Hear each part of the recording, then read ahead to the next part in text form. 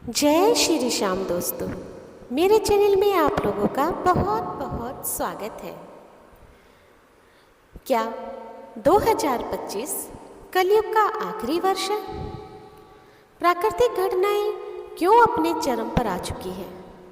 समुद्रों के टूटते हुए बांध हमें बता रहे हैं कि अब हमारे पास कोई रास्ता नहीं है।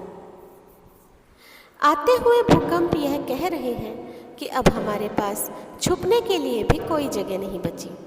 बढ़ती हुई गर्मी बता रही है कि हम हार चुके हैं और अब समय आ चुका है कलयुग के अंत का, यानी कि महाप्रलय, जिसमें होगा सभी अधर्मियों का अंत और धर्मियों को मिलेगी भगवान की शरण। हमारे हिंदू ग्रंथों के अनुसार जब कलयुग अपने अंतिम चरण पर पहुंच जाएगा तब पृथ्वी पर पाप की मात्रा बढ़ जाएगी। जब धर्मी मनुष्यों पर अत्याचार होगा और अधर्मियों का राज होगा तब धरती पर वास करने वाले सभी देवता पुनः वैकुंठ धाम लौट जाएंगे और वहाँ भगवान विष्णु से विनती करेंगे कि हे प्रभु, माँ धरा संकट में है, अब समय आ गया है आपके अवतरित होने का, और भगवान विष्णु को ध्यान से जागृत करेंगे।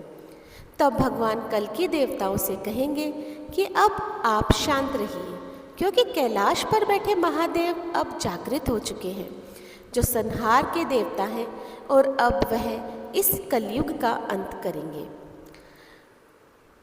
आज के समय में जब पूरी दुनिया चांद तक पहुंच गई है, मंगल तक पहुंच गई है और अंतरिक्ष में भी पहुंच गई है, तो फिर कैलाश पर्वत इनसे भी ऊंचा है क्या? आखिर क्यों आज तक कोई भी इंसान और वैज्ञानिक वहां तक नहीं पहुंच पाए? ऐसा क्या है कैलाश पर्वत पर? क्या आपने कभी सोचा है कि कैलाश पर्वत, जो भगवान शिव का निवास माना जाता है, आखिर क्यों आजकल इतनी ज़्यादा चर्चा का विषय बना हुआ है? क्या यह केवल एक पहाड़ है या कोई चेतावनी देने वाला दिव्य संदेश वाहक?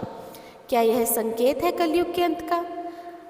तो चलिए आज आपको लेकर चलेंगे एक ऐसे रहस्य की ओर जो न केवल रोमांचक है बल्कि सृष्टि के भविष्य से भी जुड़ा है। तिब्बत में स्थित कैलाश पर्वत, जिसे हिंदू धर्म में विश्व का केंद्र माना गया है, वह स्थान है जहाँ स्वयं महादेव ध्यान मग्न है। यह पर्वत न कभी चढ़ा गया है, न किसी ने इसकी चोटी छुई है। ऐसा क्यों? वैज्ञानिकों की माने तो यहाँ चुंबकीय ऊर्जा इतनी तीव्र है कि जीपीएस तक काम नहीं करता। पर क्या यही वजह है? प्राचीन ग्रंथों के अनुसार कैलाश अलौकिक द्वार है जहाँ से त्रिकाल के संकेत मिलते हैं। पिछले कुछ वर्षों से ऐसे रहस्यमयी घटनाक्रम देखने को मिले हैं जिन्हें आध्यात्मिक जानकर दिव्य चेतावनी मान रहे हैं। कैलाश के चारों ओर ऊर्जा के अद्भुत मंडल हैं। उपग्रहों ने वहाँ ऐसी आकृतियाँ दर्ज की हैं जो इंसानी समझ से परे है। घंटाघर जैसी अनजानी ध्वनि तीर्थयात्री बताते हैं कि उन्हें वहाँ बिना किसी स्रोत के ओम की ध्वनि सुनाई देती है, जैसे ब्रह्मांड खुद कह रहा हो। बर्फ का शिवलिंग आकार में जमना और पिघलना, यह महज संयोग नहीं लगते, यह संकेत हो सकते हैं। श्रीमद् भागवत महापुराण में वर्णित है कि जब अधर्म बढ़ेगा, सत्य दबेगा और मानवता संकट में होगी, तब भगवान विष्णु कल्कि के रूप में प्रकट होंगे और वे जन्म लेंगे तब जब कैलाश मौन होकर भी कुछ कहेगा। क्या आज वह समय आ गया है जब भगवान कल्कि अवतरित होने वाले हैं? क्या कैलाश पर्वत कुछ संकेत दे रहा है? क्या कलयुग का अंत नज़दीक आ चुका है? माउंट एवरेस्ट, जो कि कैलाश से भी ऊंचा है, जिस पर आज तकरीबन 7,000 लोग चढ़ चुके हैं, जबकि कैलाश पर्वत तो इससे छोटा है, फिर भी कोई क्यों नहीं आज तक इस पर्वत पर चढ़ सका? हिंदू धर्म ग्रंथों के अनुसार आज भी यहाँ भगवान शिव निवास करते हैं और कहा जाता है कि 7 चिरंजीवी जो भगवान कल्कि की प्रतीक्षा कर रहे हैं, वह भी इसी हिमालय पर निवास करते हैं। कहते हैं पृथ्वी पर एक स्थान ऐसा है जहाँ समय भी ठहर जाता है, जहाँ हवा में मंत्रों की ध्वनि गूंजती है और जहाँ पहुँचते ही आत्मा एक अजीब सी शांति महसूस करती है। यह कोई कल्पना नहीं, यह है कैलाश पर्वत, भगवान शिव का धाम और रहस्यों का जन्म स्थान।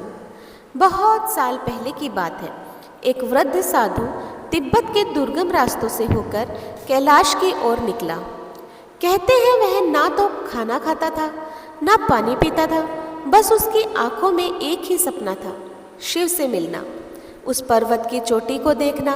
रास्ते में लोगों ने उसे समझाया, कैलाश चोटी तक कोई नहीं पहुंच पाया है, मत जाओ बाबा। पर वह मुस्कुराया और बोला, अगर शिव बुलाएंगे तो कौन रोक सकता है। लेकिन वह कभी वापस नहीं लौटा। नासा और रूस के वैज्ञानिकों ने कैलाश पर्वत पर गहराई से अध्ययन किया। उन्होंने पाया कि कैलाश एक गणनात्मक पिरामिड जैसा है।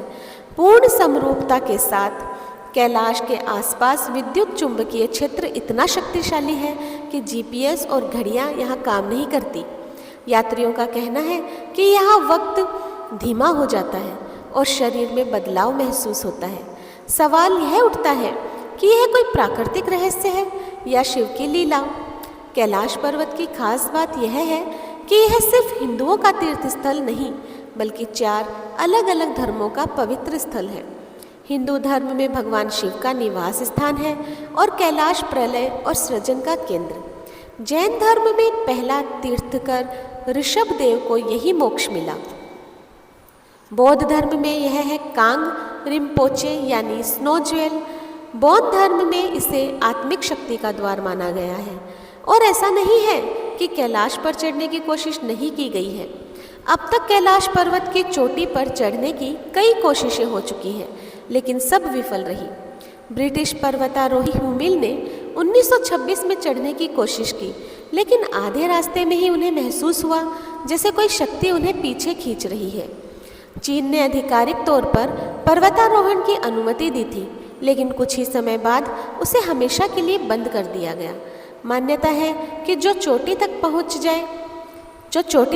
जाएगा वह वापस नहीं आएगा, क्योंकि वहां पहुंचते ही शरीर नश्वरता छोड़ देता है और आत्मा शिव में विलीन हो जाती है। हजारों यात्रियों की गवाही है कि परिक्रमा के बाद अचानक उनके बाल और नाखून बढ़ गए थे, जैसे वह महीनों गुजार कर लौट रहे हैं। कुछ लोगों ने कहा कि उन्होंने आकाश में उड़ती रहस्यमयी रोशनियां देखी, जो किसी वैज्ञानिक व्याख्या से परे थी। कई वैज्ञानिक मानते हैं कि कैलाश के पास वक्त और आयु की गणना सामान्य नहीं रहती। आखिर कैलाश पृथ्वी पर स्थित होने के बावजूद भी उसकी समय अवधि अलग क्यों है? क्या कैलाश पृथ्वी पर स्थित होने के बावजूद भी अंतरिक्ष की गणना करता है? योगियों और संतों का कहना है कि कैलाश कोई ठोस पर्वत नहीं, बल्कि एक ऊर्जा का जीवंत स्रोत है। यहाँ ध्यान करने से मन शांत हो जाता है और आत्मा भीतर झांकने लगती है। यह स्थान 7 शक्तिपीठों और 12 ज्योतिर्लिंगों की ऊर्जाओं को एक बिंदु पर जोड़ता है। महर्षि व्यास, शंकराचार्य और गुरु नानक जैसे संतों ने यहाँ साधना की है। कैलाश की परिक्रमा कोई साधारण यात्रा नहीं है, यह है जीवन और मृत्यु के बीच की एक परीक्षा। पूरी परिक्रमा करीब 52 किलोमीटर की होती है, अत्यंत कठिन और ऊंचाई पर। फिर भी हजारों तीर्थयात्री हर साल आते हैं, यह मानते हुए कि परिक्रमा पापों का नाश करती है। यात्रा के दौरान कई लोग कहते हैं कि हम अकेले नहीं थे, कोई अदृश्य शक्ति हमारे साथ चल रही थी। कुछ वैज्ञानिक और तिब्बती लामा मानते हैं कि कैलाश पर्वत ही पृथ्वी का एक्सिस मुंडी है, यानी ऊर्जा का मुख्य ध्रुव बिंदु। इसे धरती की रीढ़ कहा जाता है। कैलाश के चारों ओर 4 प्रमुख नदियां सिंधु, ब्रह्मपुत्र, सतलुज, कर्नाली निकलती है। यह बात केवल शास्त्र नहीं, भूगोल भी मानता है। क्या यह संयोग है या कोई सटीक नियोजन? शिव पुराण कहता है कि जब धरती पर अधर्म बढ़ेगा, जब मनुष्य प्रकृति और धर्म का अपमान करेगा, तब शिव मौन नहीं रहेंगे। और जब कैलाश पर्वत की चुप्पी टूटेगी तो समझ लो कलयुग का अंत करीब है। पिछले कुछ वर्षों में कैलाश पर्वत के आसपास अजीब घटनाएं दर्ज हुई हैं। वैज्ञानिकों ने रात में चमकती रोशनियां देखी है। कैलाश की बर्फीली चोटी पर कुछ ऐसा घूमते हुए देखा गया जो ड्रोन नहीं था और न कोई विमान। कुछ साधु कहते हैं कि कैलाश सांस ले रहा है। क्या यह संकेत है कि शिव अपने धाम में जागृत हो चुके हैं? विष्णु पुराण और कल्कि पुराण में लिखा है कि जब मानवता पाप में डूब जाएगी, जब धर्म का सिर्फ नाम बचेगा और जब हिमालय की चोटी से अग्नि निकलेगी, तब कल्कि अवतार का प्रकट होना निश्चित है। कुछ सन्यासी मानते हैं कि कैलाश पर्वत ही वह शक्ति स्रोत है जहाँ से कल्कि ऊर्जा ग्रहण करेंगे। आपको जानकर हैरानी होगी कि तिब्बती भिक्षुओं ने हाल ही में एक मंत्र जारी किया जिसमें कहा गया है कि भगवान कैलाश से संकेत भेज रहे हैं। कलयुग की उल्टी गिनती शुरू हो गई है। मानसरोवर का जल पहले जैसा शांत नहीं रहा। राक्षस ताल में लहरें अचानक उठ रही है, जैसे कुछ आने वाला है। नासा की रिपोर्ट के अनुसार कैलाश के आसपास की चुंबकीय तरंगें 2012 के बाद से असामान्य रूप से बढ़ी है। भारतीय इसरो वैज्ञानिकों ने भी माना है कि कैलाश के पास कंपास काम नहीं करते हैं। वहाँ की ऊर्जा स्थिर नहीं है, जैसे कोई अदृश्य बल जाग गया हो। यह वही समय है जब दुनिया भर में युद्ध, महामारी और प्राकृतिक आपदाएं बढ़ी हैं। क्या यह सब जुड़ा है? क्या कैलाश एक दिव्य चेतावनी दे रहा है? उत्तराखंड और तिब्बत के कुछ साधुओं ने भविष्यवाणी की है कि 2025 से 2030 के बीच एक महाविनाश आएगा और इसके बाद धर्म का पुनर्जन्म होगा।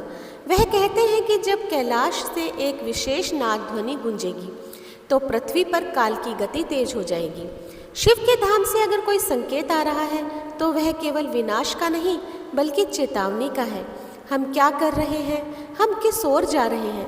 क्या हम अपने धर्म, प्रकृति और आत्मा के साथ न्याय कर रहे हैं? शायद कैलाश कह रहा है कि रुको, अब भी समय है। कैलाश आज भी मौन है, पर उसके मौन में एक गर्जना छिपी है, जैसे कोई तांडव के पहले की शांति हो, जैसे कोई शांति से देख रहा हो कि कौन तैयार है और कौन खोया हुआ। हिंदू शास्त्रों के अनुसार कैलाश पर्वत कोई सामान्य चोटी नहीं बल्कि भगवान शिव का निवास है। शिव पुराण कहती है, कैलाशो नाम पर्वतः सर्वदेव नमस्कृतः तत्र देवाधिदेव शिव सदा निवसति देवी पार्वती। और शिव के दैवीय ग्रह की कल्पना यहाँ की जाती है। लेकिन क्या यह महज प्रतीक है या सच में वहाँ कोई दिव्य शक्ति सदियों से निवास कर रही है? तिब्बती बौद्धों का मानना है कि कैलाश पर्वत के भीतर एक रहस्यमयी गुफा संसार है जहाँ अमर योगी और सिद्ध पुरुष निवास करते हैं। इसे वे शंभाला कहते हैं, एक दिव्य लोक, अदृश्य परंतु जीवित। कुछ तिब्बती लामा मानते हैं कि उन्होंने वहाँ सफ़ेद वस्त्र पहने हुए ऊंचे जीवों को देखा जो हवा में तैरते थे, न बोलते थे न चलते, लेकिन देखते जरूर थे। क्या यह गुप्त संत है या शिव के दूत? कई तीर्थयात्रियों ने बताया है कि जब वे कैलाश परिक्रमा कर रहे थे तो उन्हें महसूस हुआ कि कोई उन्हें देख रहा है, कोई पास है। कुछ तो स्वप्न में एक योगी दिखता जो चेतावनी देकर गायब हो गया। एक यात्री ने कहा कि मैंने रात में ऊपर देखा और मुझे लगा जैसे कोई सफ़ेद आकृति चोटी पर खड़ी है, स्थिर लेकिन चेतावनी दे रही है, यहाँ से चले जाओ। कई पुरातन ग्रंथों में लिखा है कि कैलाश पर्वत के अंदर एक लोक है जहाँ केवल विशुद्ध आत्माएं प्रवेश कर सकती है। वहाँ वक्त ठहर जाता है, वहाँ प्रकृति आज्ञा मानती है और वहाँ शिव की उपस्थिति हर अणु में होती है। कुछ योगियों का मानना है कि वहाँ शिव नहीं रहते बल्कि वही शिव है, वह पर्वत जो किसी से नहीं झुकता, वह शिखर जिस तक कोई पहुँच ही नहीं पाया, और वह जगह है जहाँ हर धर्म, हर संस्कृति झुकती है। क्या वहाँ कोई रहता है? क्या कैलाश पर्वत सिर्फ एक पवित्र स्थान है या वहाँ आज भी कोई जागृत शक्ति मौजूद है? और आखिर कैलाश का मौन किस बात का संकेत है? शिव पुराण, स्कंद पुराण और रुद्र संहिता में एक ही बात दोहराई जाती है, कैलाशो नाम पर्वतः तत्र शिव स्वयं स्थित, अर्थात भगवान शिव कैलाश पर ही विराजमान है। लेकिन यहाँ एक रहस्य यह भी है कि शिव हर जगह है। फिर क्यों उन्होंने कैलाश को अपना धाम चुना? क्या इसलिए कि वहाँ कोई विशेष ऊर्जा है या इसलिए कि वहाँ अब भी कोई दिव्य उपस्थिति बनी हुई है? हर साल हजारों तीर्थयात्री कैलाश की परिक्रमा करते हैं। कुछ तो वापस आकर चुप ही हो जाते हैं, पर कुछ अपनी आंखों देखी बातें बताते हैं। एक साधु ने बताया कि रात्रि ध्यान में उन्हें एक दीप्तिमान पुरुष दिखाई दिया जो शिखर पर बैठा था, आंखें बंद, लेकिन पूरे क्षेत्र को देख रहा था। एक महिला यात्री ने महसूस किया कि जैसे कोई मेरे मन की बातें सुन रहा था। क्या यह कल्पनाएं हैं या कैलाश सच में जागृत पर्वत है? तिब्बती बौद्ध ग्रंथों में कैलाश को मेरू पर्वत कहा गया है, संपूर्ण ब्रह्मांड का केंद्र।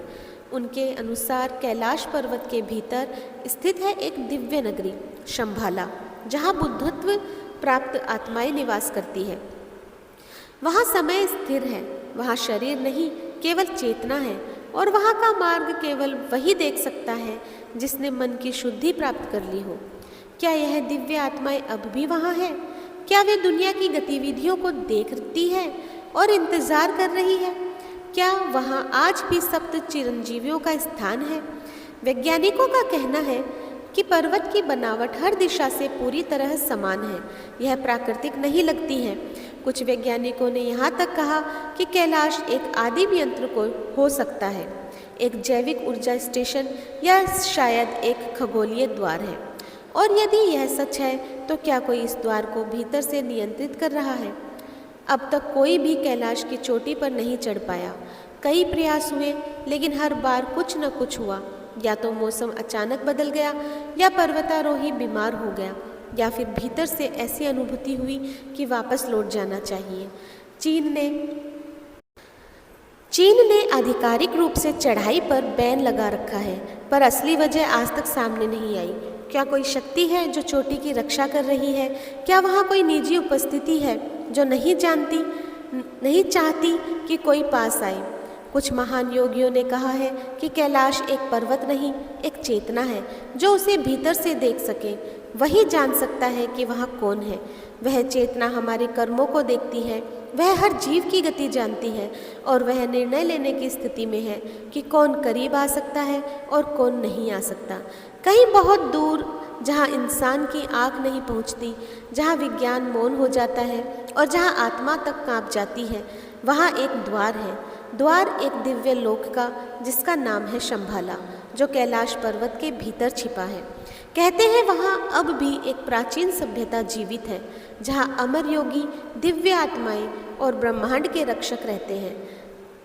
आज हम आपको उस लोक की यात्रा पर ले चलेंगे जिसका पता केवल ज्ञानी आत्माओं को होता है। शंभाला का वर्णन सबसे पहले मिलता है तिब्बती ग्रंथों और बौद्ध पुराणों में।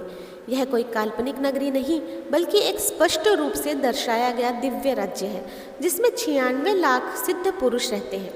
वहाँ राजा रुद्र चक्र शासन करते हैं, जो स्वयं कल्कि अवतार से जुड़े माने जाते हैं। बौद्ध ग्रंथ कल्प विस्तर में लिखा है, शंभाला एक ऐसा स्थान है जो समय से परे है, जहाँ केवल शुद्ध आत्मा प्रवेश कर सकती है। कई आध्यात्मिक परंपराएं मानती है कि शंभाला तक पहुँचने का एकमात्र द्वार है कैलाश पर्वत के भीतर। कैलाश सिर्फ एक पर्वत नहीं, बल्कि एक ऊर्जा का केंद्र है, और उसके अंदर मौजूद है दृश्य अदृश्य मार्ग जो शंभाला तक जाते हैं। कुछ तिब्बती लामा कहते हैं, अगर कोई आत्मा 1, 2, 8 बार कैलाश की परिक्रमा करे तो शंभाला का द्वार स्वयं खुलता है। शंभाला कोई आम नगर नहीं, यह एक शुद्ध ऊर्जा का युक्त दिव्य चेतना से भरा संसार है। यहाँ रहते हैं सिद्ध योगी जो हजारों वर्षों से समाधि में है, ऋषि मुनि जो संसार की गति को सूक्ष्म रूप से नियंत्रित करते हैं, और वे आत्माएं जिन्होंने मृत्यु और जन्म के चक्र से मुक्ति पाली है। कहा जाता है कि जब पृथ्वी पर अज्ञान, अधर्म और विनाश फैलता है, तब शंभाला से एक गुप्त शक्ति उदय होती है। अब आते हैं उस सवाल पर कि क्या शंभाला भौतिक दुनिया में है या किसी और आयाम में। आधुनिक वैज्ञानिक और आध्यात्मिक शोधकर्ता मानते हैं कि शंभाला 5th डायमेंशन में है, यानी ऐसी अवस्था जिसे केवल बहुत ऊंचे ध्यान और ऊर्जा स्तर से ही अनुभव किया जा सकता है। एक ध्यान योगी ने कहा, शंभाला कोई जगह है नहीं, वह एक ऐसा चेतना है, जब तुम तैयार होते हो तब वह तुम्हारे सामने प्रकट होती है। 20वीं शताब्दी में कई विदेशी खोजकर्ता तिब्बत आए सिर्फ एक चीज की तलाश में, शंभाला। ऋषि खोजकर्ता ने अपने ग्रंथों में लिखा है कि तिब्बती लामा ने मुझे बताया कि शंभाला सच्चा है और वह हिमालय के एक छिपे हुए भाग में मौजूद है, लेकिन उसका रास्ता केवल उन्हीं के लिए खुलता है जो आंतरिक रूप से तैयार हो।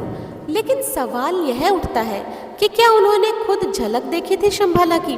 तो उन्होंने अपनी एक किताब में लिखा है कि मुझे शंभाला में प्रवेश तो नहीं मिला, लेकिन जब मैं द्वार पर खड़ा हुआ था तो मैंने एक बहुत बड़ी दुनिया देखी जो एक छोटी सी गुफा से होकर दिख रही थी।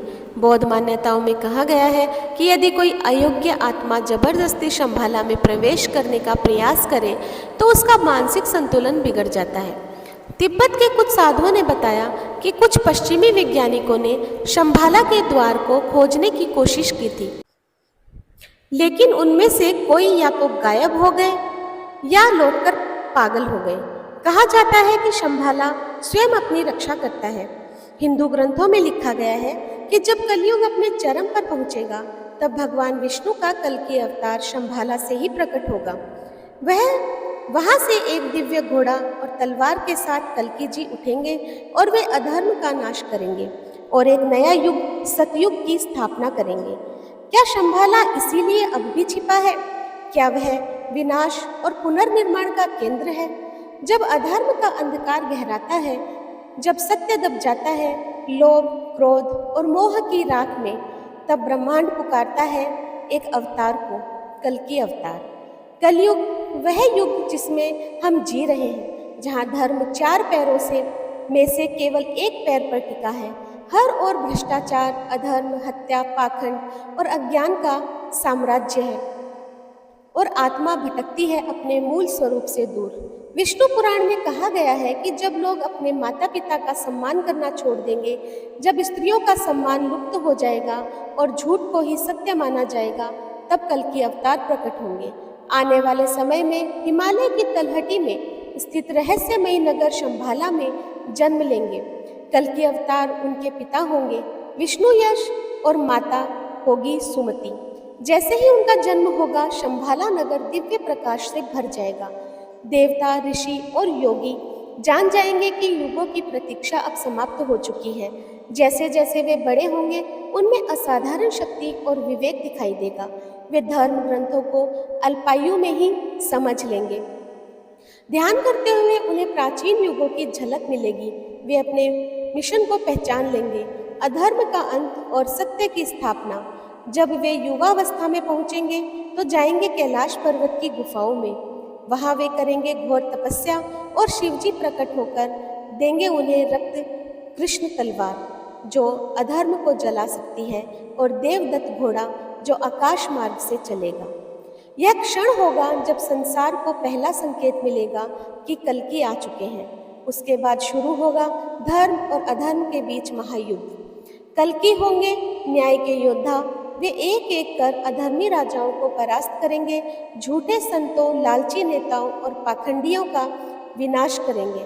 इस युद्ध की गूंज धरती से आकाश तक फैलेगी। लोग कहेंगे युग बदल रहा है।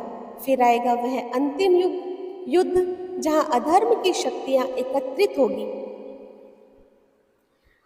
टेक्नोलॉजी, सत्ता और दुष्टता के साथ वे बनाएंगे एक वैश्विक व्यवस्था और महाधर्म को समाप्त करने की साजिश रची जाएगी। लेकिन उसी समय कल्कि देवता प्रकट होंगे। वे उस अंतिम युद्ध में ब्रह्मांडीय शक्ति का उपयोग करेंगे और प्रलय जैसी स्थिति उत्पन्न होगी। धरती कांपेगी, सूर्य और चंद्र अशांत होंगे, लेकिन अंत में धर्म की जीत होगी। अंत में जब युद्ध समाप्त होगा, कल्कि करेंगे एक दिव्य घोषणा।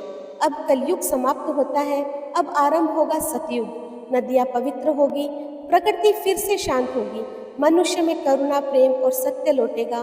पृथ्वी फिर से एक धार्मिक और दिव्य लोक बन जाएगी। तो दोस्तों, आज के यह कहानी विचार आपको कैसे लगे मुझे कमेंट बॉक्स में ज़रूर बताइएगा और ज़्यादा से ज़्यादा मेरे चैनल को लाइक, शेयर और सब्सक्राइब कीजिए। धन्यवाद।